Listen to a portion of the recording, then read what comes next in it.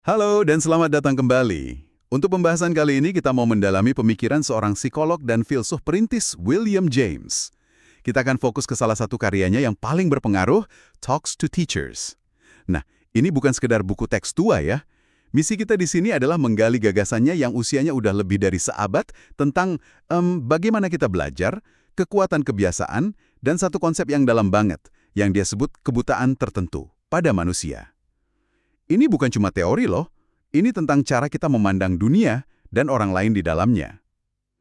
Anda bakal kaget betapa relevannya pemikiran dari akhir 1800-an ini dengan hidup kita sekarang. Dan penting buat kita ingat dari awal, James nulis ini bukan kayak manual instruksi yang kaku. Dia sendiri nyebutnya pembicaraan atau percakapan. Dia percaya psikologi itu bukan kumpulan trik sulap buat bikin anak belajar. Bukan. Psikologi itu ilmu yang ngasih wawasan. James juga menekankan banget kalau mengajar itu pada dasarnya seni. Science, kata dia, cuma bisa netapin garis batas semacam hukum dasar yang nggak bisa dilanggar. Tapi apa yang dilakukan seorang guru di dalam batas-batas itu, kreativitasnya, kejeniusannya, observasi simpatiknya, nah itulah yang beneran menciptakan keajaiban di kelas. Ini fondasi penting banget untuk paham semua idenya. Oke, mari kita mulai dari gagasannya yang paling praktis deh, soal kebiasaan. James percaya salah satu tujuan utama pendidikan itu ya, menjadikan kebiasaan yang bermanfaat jadi otomatis. Kayak kita jalan atau ngunyah makanan tanpa perlu mikir gitu. Dia ngejelasin ini terjadi karena apa yang dia sebut plastisitas otak kita. Intinya, otak kita dibentuk dan diubah oleh pengulangan. Dan dia ngasih kiat-kiat yang spesifik banget yang bisa langsung diterapkan.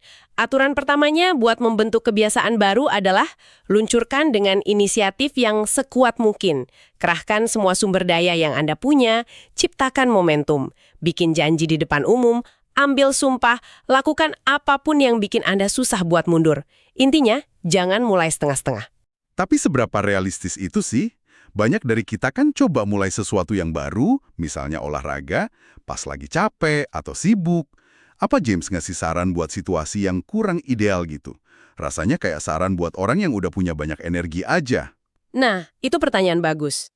James mungkin bakal bilang gini, justru karena situasi kita seringnya kurang ideal, makanya inisiatif awal yang kuat itu jadi krusial banget. Ini soal mengatasi gesekan awal. Bayangin aja kayak dorong mobil mogok. Dorongan pertama itu yang paling berat kan? Kalau Anda cuma dorong pelan-pelan, mobilnya nggak bakal gerak. Anda harus kerahin semua tenaga di awal buat bikin mobil itu bergerak. Setelah itu, mempertahankannya bakal jauh lebih gampang. Jadi kekuatan di awal itu bukan buat pamer, tapi buat ngatasin hambatan psikologis dan fisik yang paling besar di awal. Oke, masuk akal. Lalu aturan kedua, dan yang ini kayaknya jauh lebih sulit ya. Jangan biarkan ada pengecualian sama sekali. Setiap kali Anda menyerah pada godaan, kata James, itu seperti membatalkan semua kemajuan yang sudah susah payah dibuat. Tepat. Dan ini bukan karena dia perfeksionis atau kaku ya. Ini berdasarkan pemahamannya soal plastisitas otak tadi. Coba bayangin Anda lagi bikin jalur baru di hutan. Setiap kali Anda lewatin, jalurnya jadi sedikit lebih jelas, lebih gampang dilalui. Setiap kemenangan kecil itu nguatin jalur saraf yang baru. Tapi setiap kali Anda ambil jalan pintas dan balik ke jalur lama, Anda bukan cuma berhenti bikin jalur baru, tapi Anda secara aktif nguatin jalur lama yang mau Anda tinggalin. Setiap pengecualian itu adalah latihan untuk kebiasaan buruk. Wah, yang ini berat sih. Di zaman sekarang kan kita sering dengar konsep cheat day buat ngediet, atau pentingnya istirahat buat kesehatan mental, yang kadang berarti ngelanggar rutinitas. Apa aturan tanpa pengecualian dari James ini masih relevan? Rasanya absolut banget. Tentu, dan konteks modern itu penting ya. James mungkin bakal setuju dengan istirahat yang terencana. Beda kuncinya ada di niat. Cheat day yang terencana itu bagian dari sistem, bukan kegagalan sistem. Pengecualian yang dimaksud James itu pas Anda nyerah sama godaan secara impulsif. Pas Anda bilang, sekali ini aja, padahal itu bukan bagian dari rencana. Nah, itu yang merusak. Jadi ini bukan soal jadi robot, tapi soal jadi arsitek dari kebiasaan Anda, termasuk ngerancang katuk pengaman kalau perlu, daripada ngebiarin kebocoran terjadi secara acak. Jadi, aturan ketiga itu manfaatkan setiap kesempatan untuk bertindak sesuai resolusi baru Anda. Niat baik aja nggak cukup. Ada anekdot yang fantastis banget yang dia ceritain buat ngambarin poin ini kan? Betul, tentang seorang pria bernama Rudolf di Austria yang mau berhenti minum. Dia pasang iklan di koran, ngejanjiin hadiah 50 golden buat siapapun yang nemuin dia di kedai anggur tertentu setelah tanggal itu. Iklannya bahkan bunyi, "Ini saya lakukan sebagai konsekuensi dari janji yang telah saya buat kepada istri saya." Itu brilian banget. Beneran nempatin dirinya di posisi yang mustahil buat gagal. Dia secara eksternal nyiptain konsekuensi, rasa malu, dan rugi finansial yang nggak bisa diabain. Jadi ini bukan cuma soal tekad ya, tapi soal ngebangun sistem di sekitar tekad itu. Dan ini ngebawa kita ke gagasan James yang lebih dalam yang pada masanya dianggap radikal banget, hubungan antara tindakan dan perasaan. Kebanyakan orang mikir kita bertindak karena kita merasa. Kita lari karena takut. Kita mukul karena marah. James membaliknya. Dia berargumen kita nggak nangis karena kita sedih, tapi kita merasa sedih karena kita nangis. Kita merasa takut karena kita gemetar dan lari. Tunggu. Ide ini rasanya kebalik banget dan lawan intuisi. Anda serius bilang kalau saya lagi sedih, saya tinggal berhenti nangis dan senyum, terus saya bakal merasa lebih baik? Kayaknya terlalu nyederhanain masalah emosi manusia yang kompleks deh. Tentu, kedengarannya emang nyederhanain, tapi nuansanya lebih dalam dari itu. James nggak nolak kalau ada pemicu awal buat sebuah emosi. Tapi dia bilang, emosi yang kita rasakan secara sadar, itu adalah persepsi kita terhadap reaksi tubuh kita. Tindakan dan perasaan itu jalan bareng dalam satu lingkaran umpan balik yang nggak bisa dipisahin. Jadi, dengan ngatur tindakan yang lebih bisa kita kendalikan langsung, kita secara tidak langsung bisa ngatur atau setidaknya mempengaruhi perasaan yang seringkali nggak bisa kita kendalikan langsung. Jadi, ini bukan sulap, tapi lebih kayak meretas sistem umpan balik tubuh kita gitu. Tepat sekali. Untuk merasa ceria pas lagi murung, James nyaranin, ya duduklah dengan ceria. Lihat sekeliling dengan ceria. Bertindak dan bicara seolah-olah keceriaan itu udah ada. Tentu ini nggak bakal nyembuhin depresi klinis ya, tapi buat emosi sehari-hari, ini alat yang kuat banget. Tapi dia juga ngasih peringatan. Dia ngutip temennya dari India yang kaget sama intensitas berlebih dan kecemasan di wajah orang Amerika. Temennya bilang, saya nggak ngerti gimana Anda bisa hidup tanpa 1 menit pun yang sengaja dikasih buat ketenangan dan meditasi. James melihat ini sebagai kehilangan keanggunan karakter yang esensial. Terus-terusan bertindak tanpa refleksi juga bisa bahaya. Gagasan tindakan yang ngebentuk perasaan ini bikin saya mikir, gimana dengan pikiran itu sendiri? Gimana James ngejelasin proses kita memahami sesuatu yang benar-benar baru? Dan ini membawa kita ke konsep psikologis kunci yang dia sebut apperception. Secara sederhana, ini adalah tindakan menerima sesuatu ke dalam pikiran dengan menghubunginya ke pengetahuan atau pengalaman yang udah kita punya. Kita nggak bisa memahami sesuatu dalam ruang hampa. Kita selalu memahami hal baru lewat lensa hal lama. Dan contoh-contoh yang dia kasih beneran ngehidupin konsep ini. Misalnya, anak kecil yang belum pernah lihat tanaman pakis, pas lihat di pot, dia nyebutnya sebuah pot bulu hijau.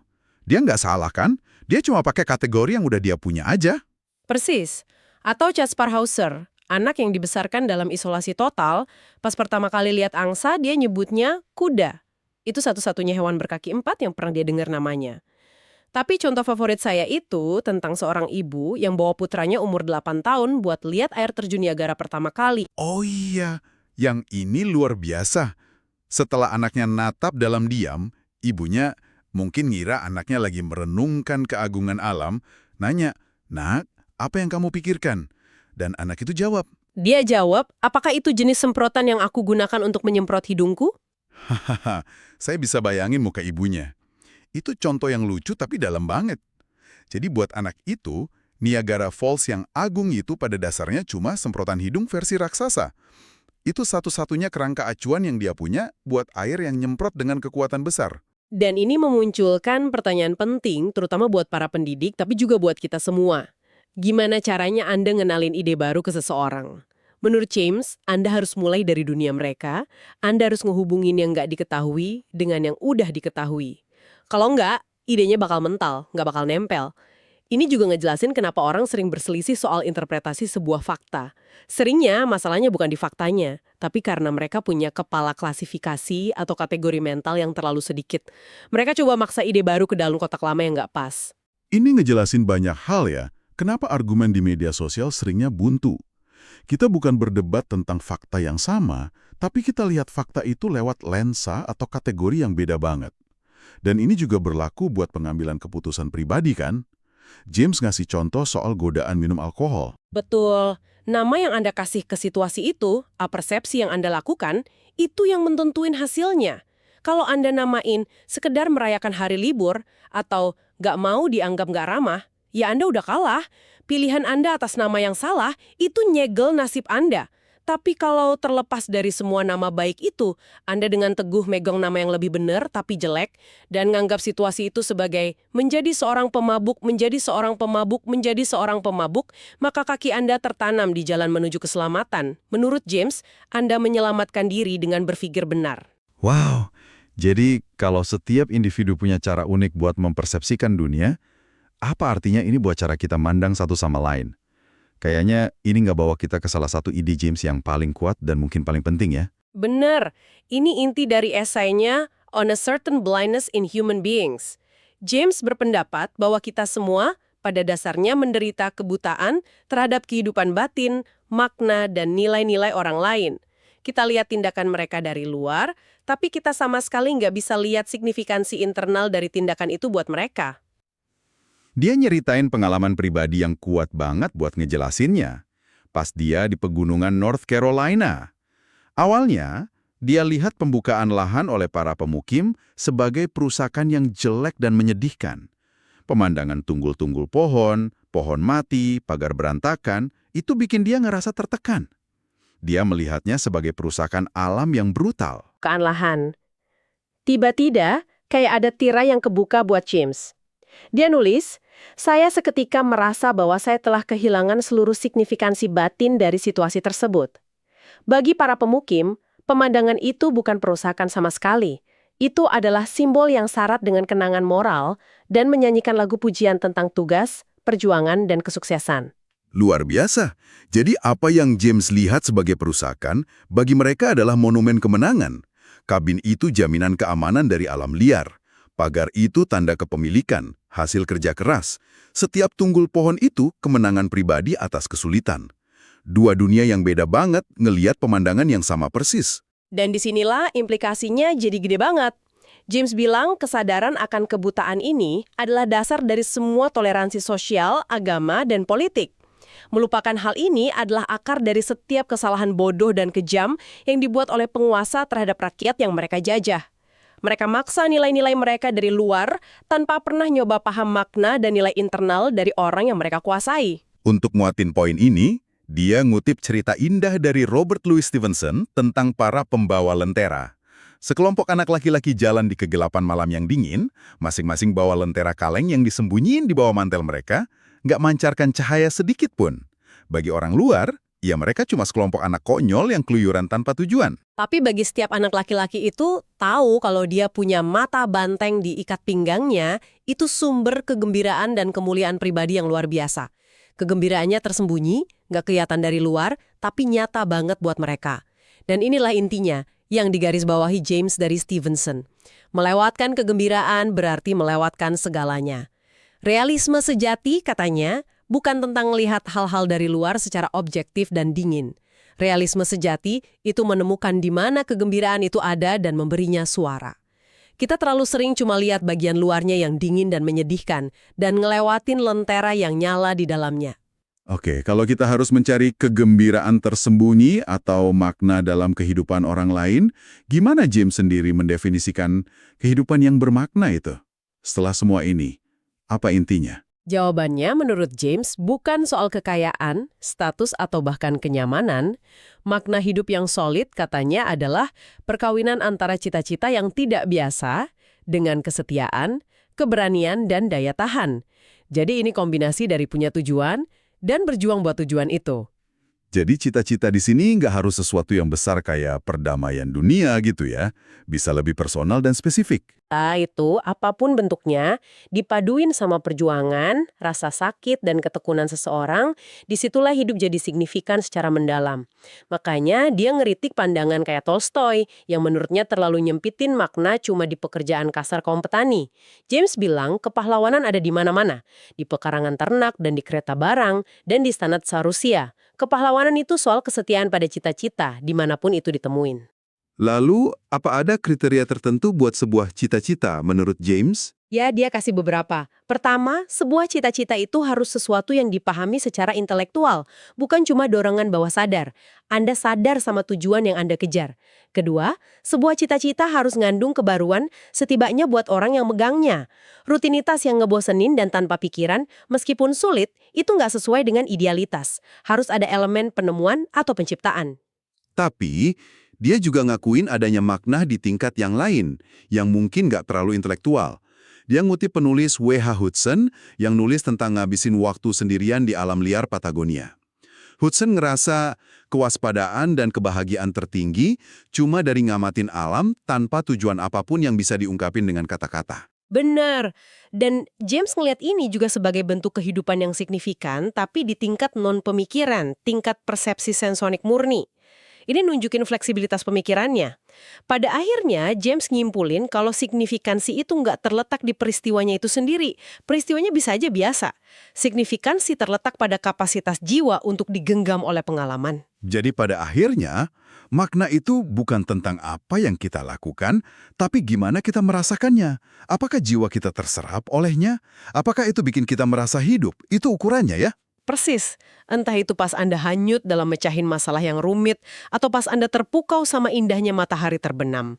Keduanya adalah momen di mana jiwa Anda digenggam oleh pengalaman. Itulah signifikansi. Dan gimana tindakan bisa ngebentuk perasaan kita dari luar ke dalam. Kita juga jadi paham, kalau kita belajar dengan ngehubungin yang baru dengan yang lama, seringkali dengan cara yang personal dan tak terduga. Dan yang paling penting, kita ditantang buat ngatasin kebutaan bawaan kita.